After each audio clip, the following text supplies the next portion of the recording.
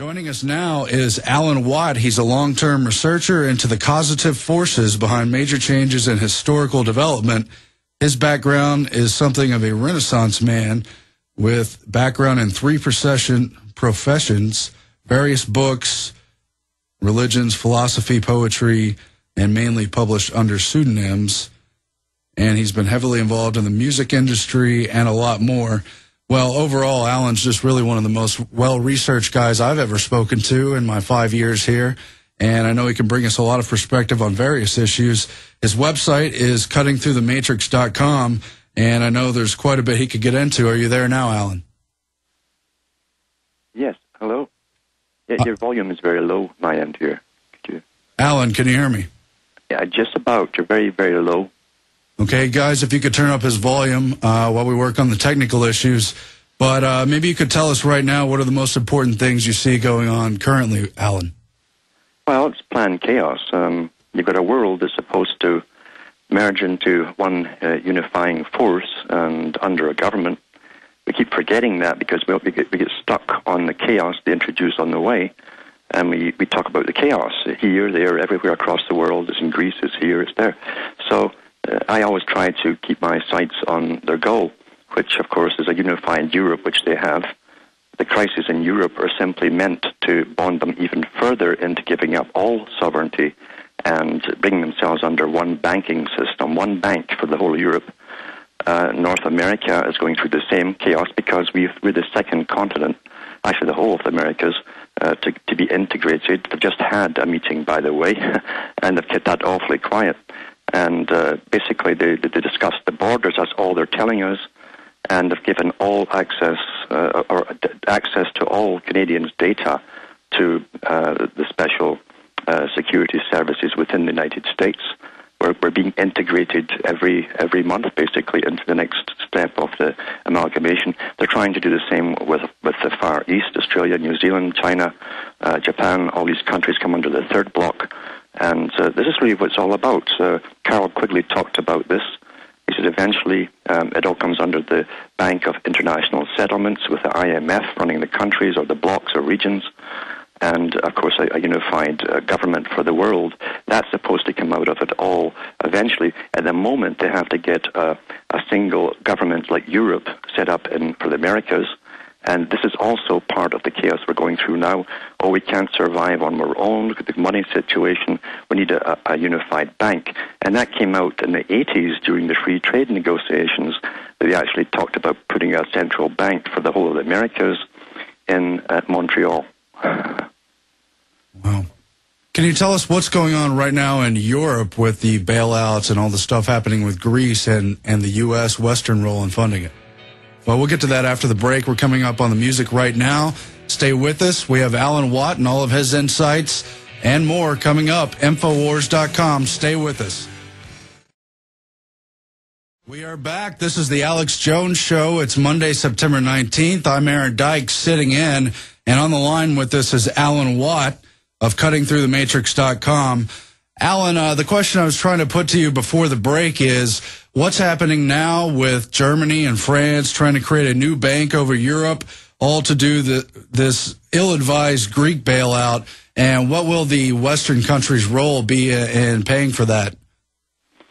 Well, we already have a treaty. I don't know if people realize that Canada and the U.S. made a treaty with the EU and to help with the bailouts should they come. We're actually doing it already anyway.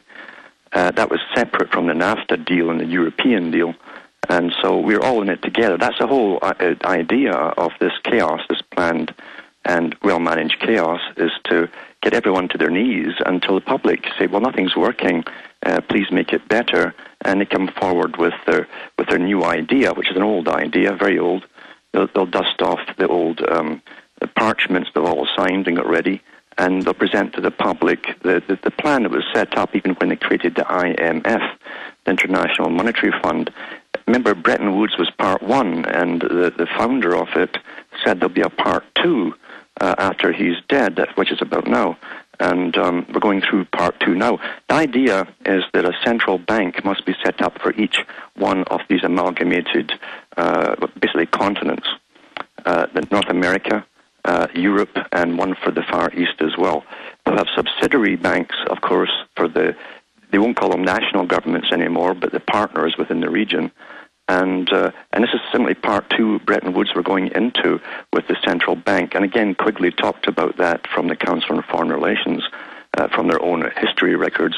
That was the whole intention for 100 years, was to set up a supreme bank for the planet and a central bank for each one of the amalgamated continents, basically.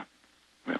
Right. Well, amalgamation would be the key word, consolidation. We know the IMF with the third world, it's been so much more about conditionalities than anything to do with the debt.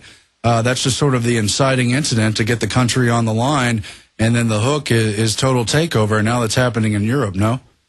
Yeah. Well, the whole idea of the IMF is not to help third world countries. Never was. It was simply to start off with foreign aid. That was the con with foreign aid. And you give them foreign aid, you give them loans, you get them into trouble, they can't pay them back, and you go in and you grab all of their resources. That was the plan of the banks. And we must remember that even Rockefeller said the same thing, that we can't depend on national governments anymore. He said it's far better that an intelligent force, intelligentsia, and bankers who are used to dealing with economies run the world, rather than leave it to the national interest groups to steer it the way they want to go and into chaos and wars. That was his excuse for it. But of course, it was even older than him, this plan.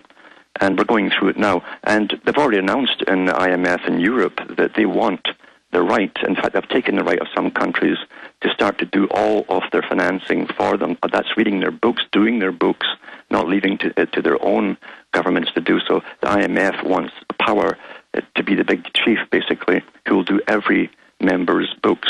That's all of your economy and what goes to welfare, what goes to Social Security, healthcare, all of those things. It wants the sole right to do all that and do away with that part of your government back home. And when are we going to openly see the IMF on the United States, preying on our own country here and on Canada and the rest of the West? I don't think it'll be too long now, because they're not fools at the top. We think it's all about greed, but it's not. That's a big part of it, because they're allowed to reward themselves very well at the top. And they planned, of course, the bank crash. You can't take the reins of observation off of banks and let them go to it without them just simply ripping the whole continent off, which they did with their mortgage crisis, etc. But they plan to bring it down. You've got to get big changes happening. You've got to create chaos, and financial chaos is the easiest and the most powerful way to do it. And then that's when the public knows. They say everything's broken, it's not working. Please help us. So we turn around to the government, the ones who are abusing us, and ask them to make it better. And they come out with their plans. That's exactly what they're doing right now. And as I say, most of it, unfortunately, in America, is kept fairly quiet from the mainstream media, because the media barons, that's their job, is to control all information to the public. Nothing about informing us about truth or anything. It's about media, it's about really factual retention to themselves. But they've had that big meeting, as I say, and another 2 or 3 to go. And by 2012, they want the Americans to be amalgamated. We've watched them since 2005 openly meeting together, 2 presidents and a prime minister from Mexico, U.S. and Canada, signing agreements. They said they had 5 to do. That was 2010, 5 major ones.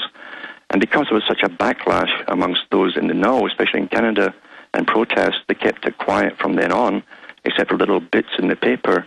But they've just had another meeting. They go down separately now into Latin America and sign these charters separately, instead of going down as the 3 amigos that they used to do, and sign the charters. And they're talking about amalgamations, and sharing our economies. That's also sharing your tax base, basically.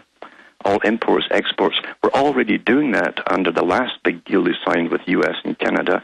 We're sharing a lot of tariffs for imports and exports. People in the federal government in Canada, bureaucrats, can actually apply for jobs in similar positions in the U.S. Federal government and vice versa. It's been that for a few years. We are integrating, and all of this chaos is meant to bring it on even more smoothly, setting it up for a smooth transfer. And there's no real shock once we're totally amalgamated. It's all working already.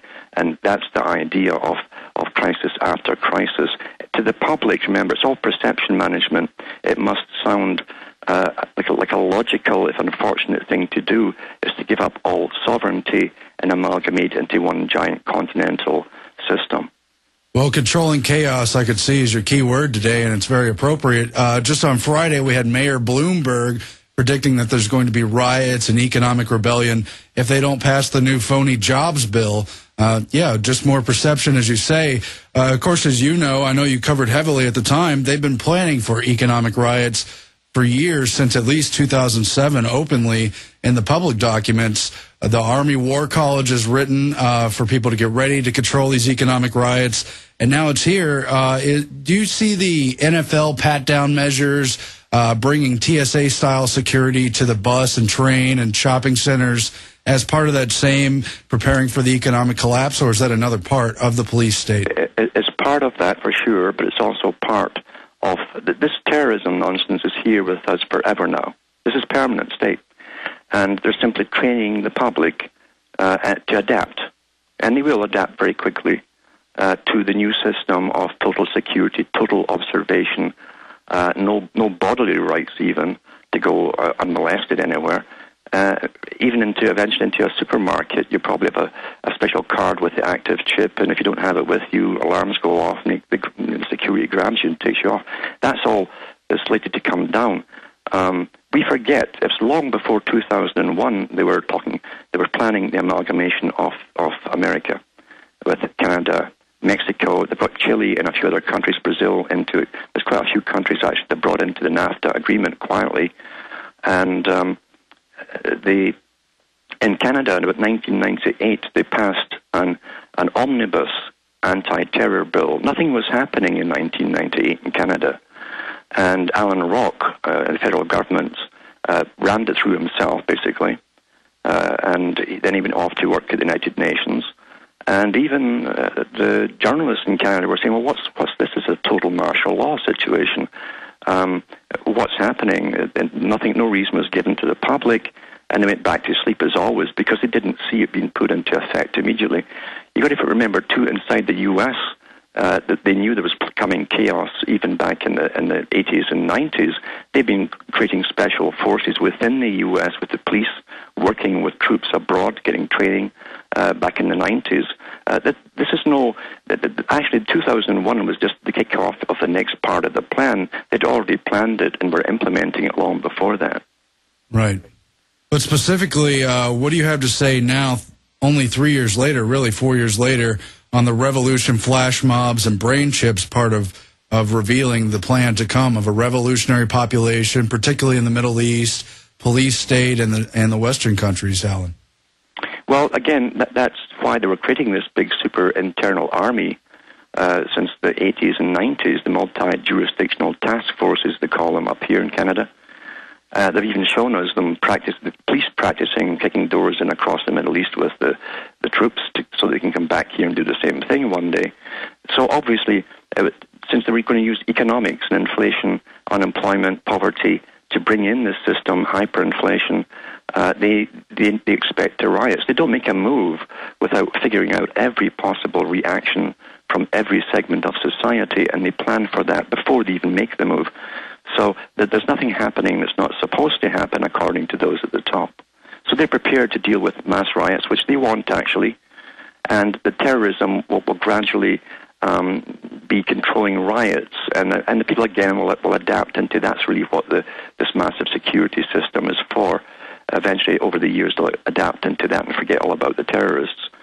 This is a very old technique, and this is a very old bunch of rulers we're really living under, with archives of how to control whole nations, populations, and so on. Yeah. Wow, that's just incredible. Alan, we're coming up on the break now, but we have plenty of more time ahead of us. Stay with us. I'm Aaron Dyke, sitting in for Alex Jones. We're back at Infowars.com, and tonight with the Infowars Nightly News.